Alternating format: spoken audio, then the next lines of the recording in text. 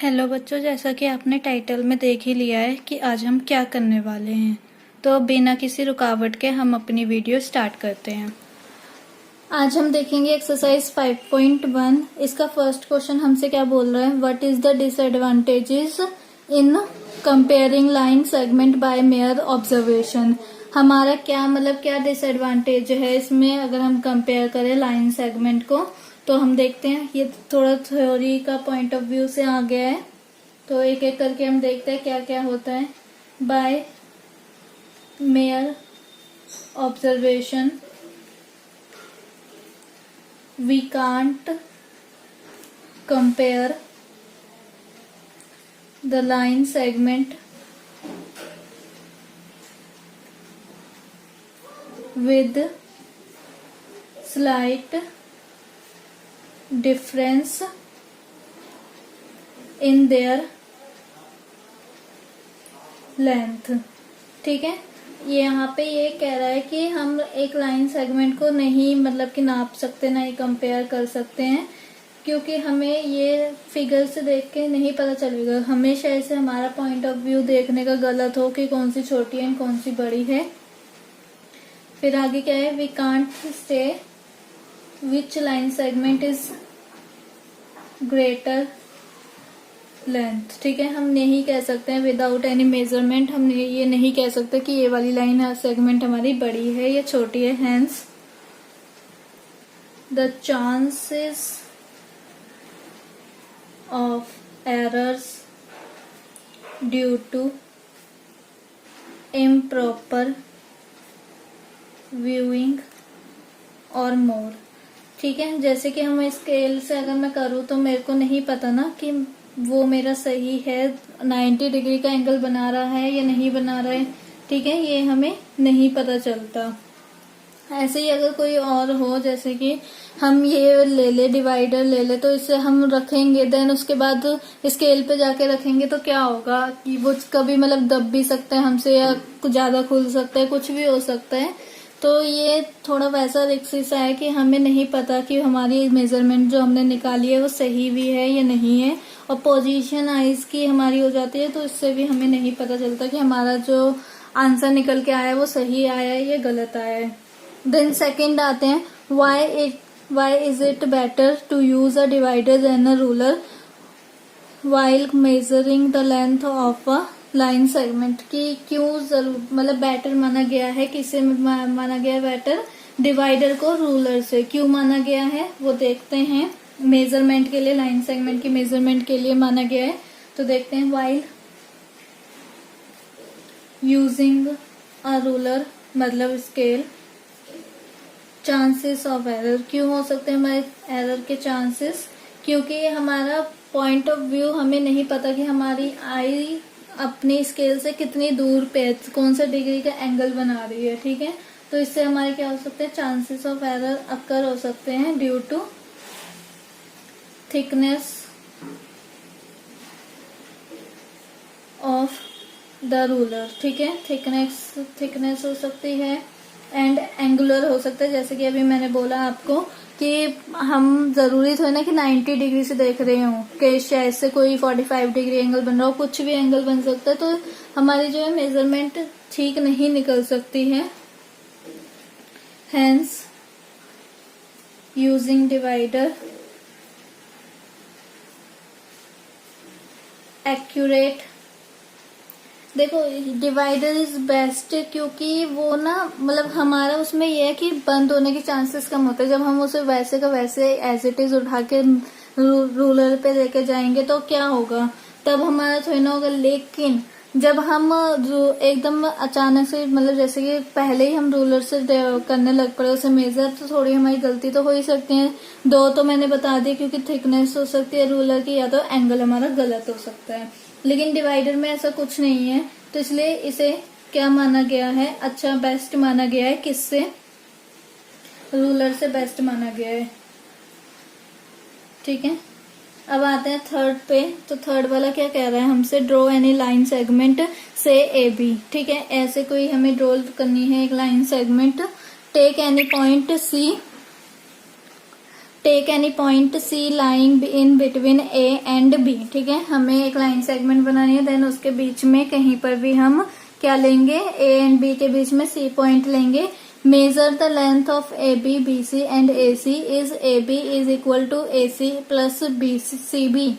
तो हमें नोट में कुछ दिया हुआ है, if A B C are any three points on a line such that A C plus C B equals to में A B, then we can be sure that C lies between A and B. तो हमें क्या करना है, यहाँ पे इस equation को ना वेरीफाई करना है कि क्या ये सही है। अगर हम जैसे कि लेट्स से मैंने यहाँ पे ये बनाई एक लाइन सेगमेंट, ठीक है, ए बी। अगर मैं यहाँ पे कहीं पर भी पॉइंट करती हूँ सी, तो मेरा क्या होगा कि ए बी, ये जो ए बी है इक्वल्स टू में क्या है, ए सी प्लस सी बी आएगा। हाँ भाई, अगर आप खुद ही देखो ना कि ये पूरा एक जा रहा है, देन ये पार्ट में जा रहा है, तो हम इन्हें प्लस कर देंगे तो ये ही आएगा ना मेरा। ठीक है, तो इसे लिखने का तरीका क्या है, मैंने आपको ऐसे तो समझा दिया, आप तो डायग्राम भी बना सकते हो, लेकिन हमें क्या है, लिखने का भी देखना है कि हमारे जो रिटर्न में हो तो वो अच्छा लिखा हुआ हो। ठीक है, हर एक पॉइंट उसमें कवर हो। तो हम थर्ड वाले में कैसे लिखेंगे, since given that point C lie in between A and B. ठीक है, hence all points are lying on same line. ठीक है, अगर ए बी सी आप देखो ना, ये एक ही लाइन पे या एक लाइन सेगमेंट पे ही तीनों पॉइंट हैं, तो हम क्या कहेंगे, यहाँ पर सेम लाइन सेगमेंट पे हैं ये तीन पॉइंट। ठीक है, ये मैंने इतना डिस्क्राइब कर दिया। देन उससे आगे क्या लिखेंगे कि ये जो ए बी लाइन सेगमेंट है, ठीक है, ये हमें ड्रॉ करने के लिए बोला था, therefore for every situation in which point C is lying in between A and B। ठीक है, we may say that, हम देखो किसी भी एक लाइन सेगमेंट में कोई एक पॉइंट बीच में बनाएंगे तो वो तीनों के तीनों पॉइंट एक लाइन सेगमेंट में ही काउंट किए जाएंगे।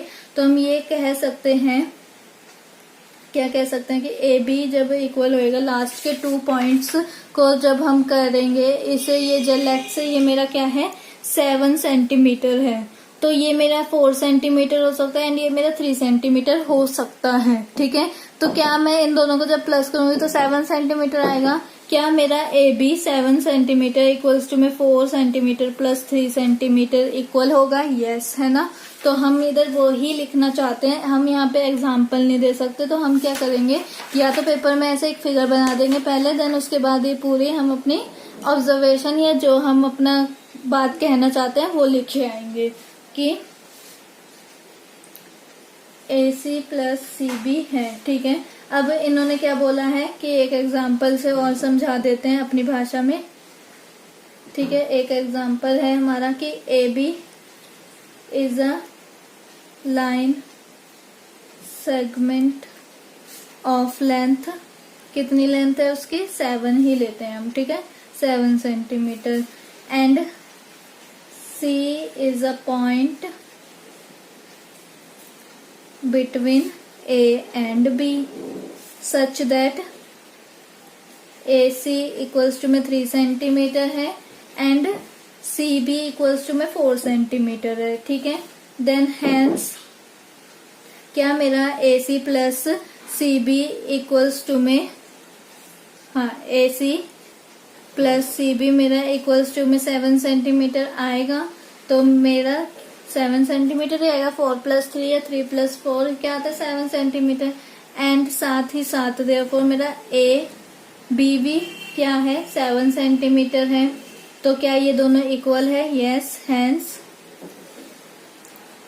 AB इक्वल्स टू में AC plus CB is verified. ठीक है, हमने इसे प्रूफ कर दिया या वेरीफाई कर दिया कि यस ये इक्वेशन एकदम सही है। ठीक है, देन आते हैं नेक्स्ट क्वेश्चन पे, फोर्थ वाले पे देखते हैं क्या कह रहा है वो हमसे। If ABC are 3 points on a line such that AB equals to में 5 centimeter and BC equals to में 3 centimeter and AC equals to में 8 centimeter, which one of them lie between the other two? तो इसमें क्या बोला है कि हमें ये मेजरमेंट इस बार दे रखे, तो ये बताओ कि बीच में कौन आए। जैसे कि एक लाइन सेगमेंट है, लेट्स से AB, देन बीच में बताओ कौन है। कि अगर AB क्या है 5 सेंटीमीटर है, BC कितनी है 3 सेंटीमीटर है, तो ये बताओ कि AC पूरी 8 सेंटीमीटर है, तो बीच में कौन है। निकाल लेते हैं, क्या कर लेते हैं, सॉल्व कर लेते हैं या बता देते हैं इन्हें अच्छे से, क्योंकि आपको तो देख के पता ही चल गया होगा। तो मैं बस आपको लिखवाना चाहती हूँ कि हम पेपर में कैसे लिख के आए इसे। फोर्थ में क्या लिखेंगे, गिवन हमें क्या है कि AB 5 सेंटीमीटर है, चाहे आप ड्रॉ भी कर सकते हो, एंड BC 3 सेंटीमीटर है एंड AC मेरा 8 सेंटीमीटर है। तो आपको क्या दिख रहा है, AC मेरा 8 सेंटीमीटर, इसका मतलब एंड पॉइंट्स मेरे क्या होंगे A एंड C, जो मेरा पूरा का पूरा 8 सेंटीमीटर है। देन जो मेरा AB है वो 5 सेंटीमीटर है एंड BC मेरा 3 सेंटीमीटर, मतलब 5 सेंटीमीटर बड़ा होगा। तो मैं कुछ ऐसे बना रही हूँ। देन ये मेरा क्या हो गया B, दोनों में B कॉमन है, तो AB मेरा 5 सेंटीमीटर है इतनी, और ये मेरा इतना क्या है 3 सेंटीमीटर है। तो ये मेरी लाइन सेगमेंट सही बनी है, यस है ना। तो हम इसे क्या कहेंगे, now it is clear that AC equals to में AB प्लस BC, यही हमें दिख रहा है इधर से। तो देन हैंस कॉमन क्या है यहाँ पर, देखो ना यहाँ पे कॉमन क्या है, B है। अगर हमें अपनी ये फिगर ड्रॉ नहीं करनी है तो आप ऐसे भी कर सकते हो, वरना यहाँ पे ऐसे क्वेश्चन जैसे मैंने करा है ना कि यहाँ पे फिगर बना दी गिवन के आगे, तो आप ऐसे भी बना के आ सकते हो। Hence point B lies between A and C। ठीक है, ये हमारा क्वेश्चन नंबर 4 भी कंप्लीट हो गया। देन आते हैं क्वेश्चन नंबर 5 पे, तो वो हमसे क्या कह रहा है, verify whether D is the mid point of AG। ये जो AG है ये इसके भी मिड पॉइंट क्या D ही है, हमें ये वेरीफाई करके दिखाना है। तो कर लेते हैं वेरीफाई कि AG का मिड पॉइंट D है या नहीं है। तो आप देखो यहाँ पर से कितना है, 1 2 3, ये पूरा 7 है ना, 7 सेंटीमीटर है, हम यही 7 सेंटीमीटर ही मानते हैं। देन उसके बाद यहाँ पे देखो कि ये 1 2 3 ये छोड़े, 3 छोड़ दिए, देन यहाँ पर 3 छोड़ दिए। या हम क्या कर सकते हैं, ये टोटल कितने 7 है, और आप ऐसे मत करो, आप देखो टोटल कितने 7, तो हमारा 7 क्या है, ऑड नंबर है। ऑड नंबर इसका मतलब कि अगर मैंने दोनों तरफ छोड़ भी दिए ना कुछ नंबर्स, तो बीच में मेरे पास एक सिंगल नंबर तो आएगा ही। तो देखो यहाँ पे मैंने 3 छोड़े, यहाँ पे भी मैंने 3 छोड़े, तो मेरा D आया मिड पॉइंट 4 विच इज ठीक है। तो हम यहाँ पे क्या लिखेंगे फिफ्थ वाले में, since it is clear from the figure that AD equals to में DG। ठीक है, AD इक्वल्स टू में DG इक्वल्स टू में 3 सेंटीमीटर या 3 यूनिट्स कह सकते हैं हम। Hence D is mid point of AG line segment. ठीक है, ये हमारा पूरा लिखने का तरीका हो गया कि AG का मतलब D क्या है, मिड पॉइंट है किसका, AG का लाइन सेगमेंट का। और यहाँ पे मैंने 3 यूनिट्स क्यों लिखा है, क्योंकि 3 यूनिट्स यहाँ पर लेफ्ट साइड से छूट रही हैं और 3 यूनिट्स राइट साइड से छूट रही हैं, तब हमारे पास D आ रहा है। हमने 4 नहीं लिखना, क्योंकि फिर 4 का मतलब क्या हो जाएगा कि 4 यूनिट्स यहाँ से छोड़ो, 4 यूनिट्स वहां से छोड़ो, देन बीच में जो आएगा वो होगा। ठीक है, देन आते हैं 6th क्वेश्चन पे। तो वो हमसे क्या कह रहा है, if B is the mid point of A C, ठीक है, and C is the mid point of A B D, where A B C D line lie on a straight line से why A B equals to में C D. अगर मैं आपको ये figure से समझाऊं कि ये कहना क्या चाहता है, क्योंकि कंफ्यूजिंग तो हो ही गया है आपके लिए। हम ये कह रहे हैं कि ये एक लाइन सेगमेंट है, व्हाट इज AC, ठीक है, AC हमारा एक लाइन सेगमेंट है, उसका मिड पॉइंट, ठीक है, मिड पॉइंट बोला है तो मतलब एकदम बीचों बीच होगा मिड पॉइंट। लेट्स से ये मेरा मिड पॉइंट है B। अब BD एक लाइन सेगमेंट है, B यहाँ पे है तो D इससे आगे चली जाएगी, तो उसका मिड पॉइंट क्या है, BD का मिड पॉइंट है C, ठीक है, यही लिखा हुआ है कि C is the mid point of BD, ठीक है। Then ABCD lie on a straight line, तो हम ये कह सकते हैं कि AB इक्वल्स टू में CD, हम ये कह सकते हैं, यस है ना, कह सकते हैं। देखो वेरीफाई कैसे करेंगे हम इसे, गिवन क्या है हमें, B is the mid point of AC, hence mid point है तो क्या मतलब हुआ इसका कि AB इक्वल्स टू में BC है, ठीक है। और हमें क्या बोला है कि C is the mid point of BD, हम इसे ऐसे लाइन सेगमेंट भी बना सकते हैं। तो इसका क्या मतलब हुआ, हैंस कि मेरा जो AB है, सॉरी BC है, वो किसके इक्वल है, CD के इक्वल है। तो जब मैं इसे, अगर आप देखोगे फ्रॉम फर्स्ट एंड सेकंड, इस इन इक्वेशन को हम क्या नाम देते हैं, 1 and 2, तो इससे मेरा क्या आएगा, from first and second, from लिखा है तो इसका मतलब सब्ट्रैक्ट, जैसे कि मेरा क्या निकल के आया इनका सॉल्यूशंस कि AB इक्वल्स टू में BC होगा अगर मिड पॉइंट है, एंड BC इक्वल्स टू में CD होगा। तो ये बताओ मेरे को कि ये BC एंड ये BC कट जाएगा तो AB इक्वल्स टू में CD आ जाएगा, तो हम यहाँ पे क्या लिखेंगे, AB इक्वल्स टू में CD आ जाएगा, इज वेरीफाइड, ठीक है, हमारा ये वेरीफाई हो गया। अब आते हैं लास्ट क्वेश्चन पे, 7th। ड्रॉ, दिख रहा होगा आपको, draw 5 triangles and measure their sides, check in each case if the sum of the length of any two sides is always less than the third side। हमें क्या करना है, 5 triangles बनाने हैं, कैसे भी तरह करके 5 triangles आप बना लो। देन उसके बाद क्या करना है, उन्हें मेजर करो, कोई से भी 5 ट्रायंगल्स बनाओ, देन मेजर करो उनकी साइड्स को, और फिर उनकी लेंथ का सम करके ये देखो कि 2 साइड का सम करके हमारा तीसरी साइड से वो क्या आ रहा है, लेस देन आ रहा है तीसरी साइड से या नहीं आ रहा है, ठीक है। तो इधर हमारी इक्वेशन क्या बनेगी, अगर उसे हम ABC लेट करेंगे तो AB plus BC is always greater than AC, ठीक है, कि जो AB प्लस BC हमारा जो आएगा 2 साइड का अगर हम सम करेंगे तो वो हमेशा ही हमारा क्या होगा, ग्रेटर देन, क्या कहेंगे हम इसे, ग्रेटर देन कहेंगे या लेस देन कहेंगे, इसे हम कहेंगे ग्रेटर देन। तो क्या आएगा, लेस देन का साइन आएगा कि लेस देन AC आएगा या नहीं आएगा, ठीक है, हमें तो यही बोला है। तो यहाँ पे हम चेक करते हैं कि ग्रेटर देन आता है या लेस देन आता है।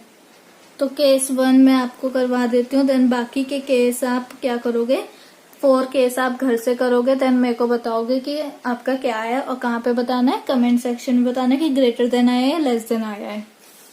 तो पहला केस 1 लेते हैं हम, उसमें क्या करना है कि एक ट्रायंगल ले लेते हैं, मैंने मेजर कर लिया, जैसे कि मैंने एक कोई सा भी ट्रायंगल लिया, आप बना के देखा सकते हो, वरना तो मैंने क्या करा है, ऐसे ही मैंने मेजरमेंट ले रही हूँ कि 2.5 सेंटीमीटर है AB, BC मेरा 4.8 सेंटीमीटर है, एंड AC मेरा 5.2 सेंटीमीटर है।